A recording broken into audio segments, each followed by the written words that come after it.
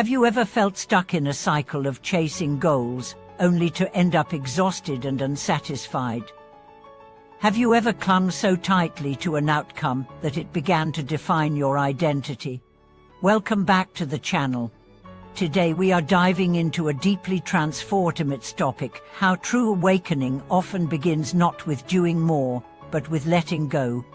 Letting go of attachments, expectations, and the illusions we've carried for far too long.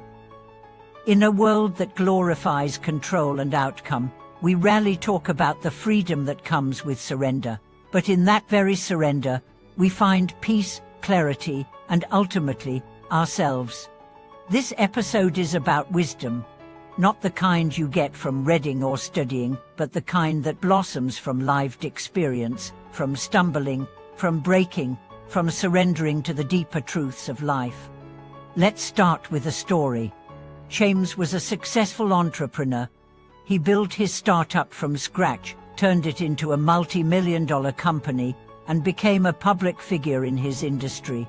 On the outside, he had it all: money, recognition, influence, but inside, he felt hollow.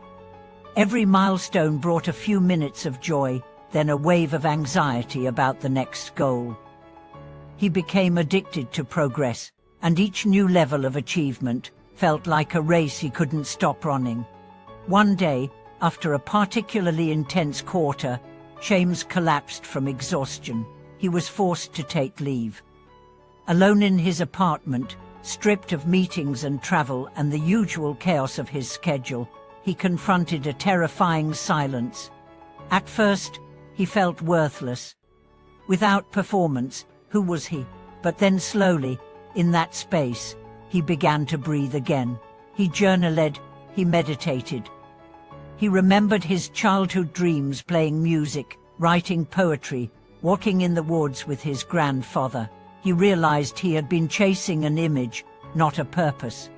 That year, James made radical changes. He sold his shares, took a sabbatical, and began exploring his creative side. He wasn't escaping life, he was returning to it. His awakening began not in achieving more, but in letting go of what he thought he needed. Letting go doesn't mean failure. It means freedom. Many of us live with deep attachments, to roles, to identities, to people, to expectations. We think, if I can just get this job, this relationship, this body, this recognition, then I'll be happy. But attachment is like a rope around the neck of your peace. It tugs every time life doesn't go your way. It tightens when things change, when people leave, when plans collapse. And life will always change. People will leave, plans will evolve. So the real question isn't how to control life, it's how to meet it with grace. This is where awakening begins. Not in mastering the external world, but in softening your grip on it. In seeing clearly that your worth was never tied to outcomes, that your joy was never supposed to be postponed, that peace was always available if only you made space for it. The path to awakening is not a straight line. It's a spiral. You revisit old wounds, old patterns. But each time, you arrive with more awareness, more compassion, more willingness to choose differently. Let's talk about attachments to identity. We often define ourselves by titles: I am a mother, I am a manager, I am a student, I am an achiever. But what happens when that role changes or ends? Do you lose your sense of self? True identity is deeper than any label. It's the awareness behind the role. It's the presence that watches thoughts, that feels emotions but is not consumed by them.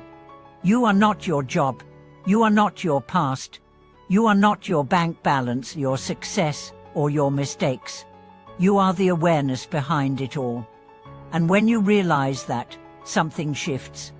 Life becomes less about proving and more about being. There's a quiet strength in people who've awakened. They don't chase validation. They don't argue to be right. They don't cling to plans or panic in chaos. They move through life with presence. They listen more than they speak. They know that what matters can't always be seen. They've let go of needing to be perfect, to be liked, to be admired. And in that letting go, they become magnetic, not because they try to be, but because they radiate peace. One of the most powerful tools on this journey is mindfulness, not as a buzzword, but as a way of living. Being present with what is, noticing your thoughts without becoming them, watching your reactions without feeding them. When you live mindfully, you see how often your suffering is optional, how often it's not the situation, but your resistance to it, that creates pain. You also start to see how often you grip life with fear, trying to control, fix, improve. And you learn to loosen that grip, to trust, to allow, to flow. That doesn't mean becoming passive. It means becoming aligned. You still take action. But your actions come from clarity, not compulsion. You still feel emotions, but they don't own you. You still plan for the future, but you're not defined by it. You meet life as it is, not as you wish it to be, and that meeting becomes sacred. Letting go also means facing loss, because life inevitably includes it. You may lose relationships, dreams, health, security. But even in loss, there can be awakening. Loss strips away the non-essential. It teaches you what remains, what endures, what truly matters. And sometimes it breaks you open so you can feel life more fully. When you stop resisting pain, pain becomes a teacher. When you stop avoiding discomfort, discomfort becomes a doorway. And through those doorways, you find something deeper than happiness. You find peace, you find truth, you find yourself. You learn that you don't need to chase healing, you need to allow it. You don't need to fight for worth, you need to remember it. You don't need to find purpose, you need to live with intention. This is awakening. Not an escape from life, but a radical embrace of it. And it begins the moment you decide, I will no longer live asleep. I will no longer live on autopilot. I will meet this moment. I will honor it. I will be here, fully.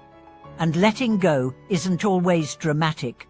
Often, it's quiet, subtle, invisible to the outside world.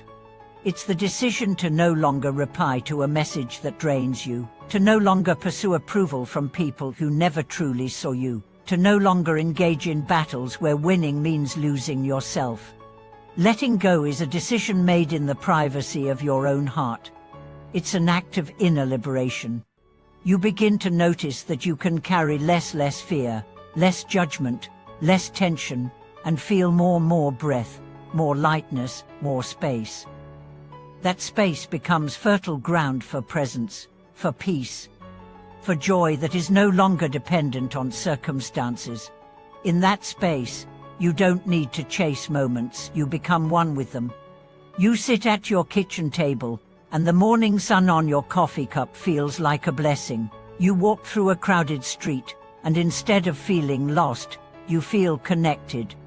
You hold someone's hand, and it's not for reassurance, but for appreciation.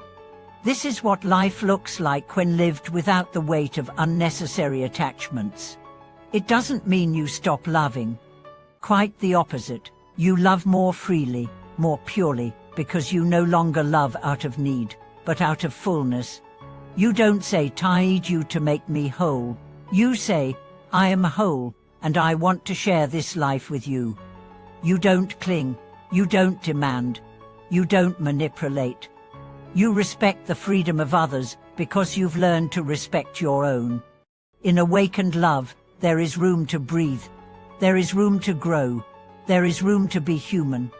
And that's what awakening honors most, the full spectrum of humanity. Not just the light, but the shadow. Not just the wins, but the wounds. Not just the joy, but the sorrow. Because in truth, awakening is not about escaping difficulty. It's about discovering grace within it. It's about standing in the storm and realizing you are not the storm. It's about facing uncertainty and realizing your peace was never dependent on answers. It's about watching something you once thought you couldn't live without fall away and finding yourself more alive than ever before. This is the paradox of awakening. When you stop grasping for control, you finally feel safe. When you stop performing, you finally feel seen. When you stop fixing, you finally feel whole. One of the most empowering shifts in this journey is realizing you no longer have to wait. You don't have to wait to feel worthy. You don't have to wait to feel enough.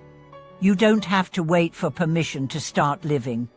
You can begin now, with a single breath, with a single choice, with a single act of radical self-compassion. And you don't have to do it perfectly. There will be days you forget, days you fall back into old patterns, days you feel overwhelmed. That's okay, because awakening is not a destination. It's a relationship with yourself, with the present, with the divine spot that lives in all things. It's a process of remembering what you already know deep down, that peace is your birthright, that love is your nature, that you are already home. In this space, even ordinary things become sacred. Washing dishes becomes a meditation. Taking a walk becomes communion with the earth. Sitting in silence becomes a reunion with your own soul. And slowly, the noise of the world begins to fade. The urgency, the comparison, the pressure, they no longer hold the same power. You begin to move at your own pace. You begin to live by your own values. You begin to choose with intention not to impress, but to express. You become anchored in the truth of your being. And from that place, you begin to serve, not out of obligation, but out of joy.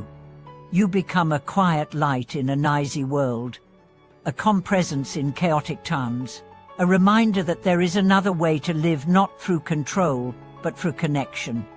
This is the deeper purpose of awakening, not just to find peace for yourself, but to radiate it, to become a living example of what it means to live with grace, to let go with trust, to love without fear. You won't always have answers, but you will have presence. You won't always avoid pain, but you will know how to move through it.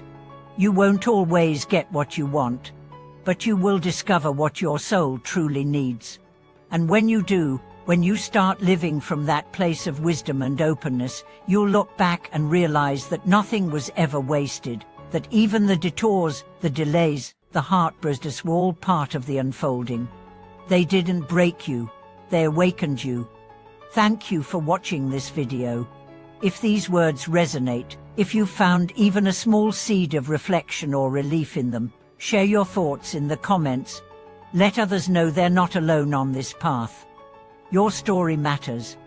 And don't forget to like, subscribe, and share this video with someone who's holding on too tightly, someone who needs the gentle reminder that it's okay to release, that sometimes the most courageous thing we can do is to let go.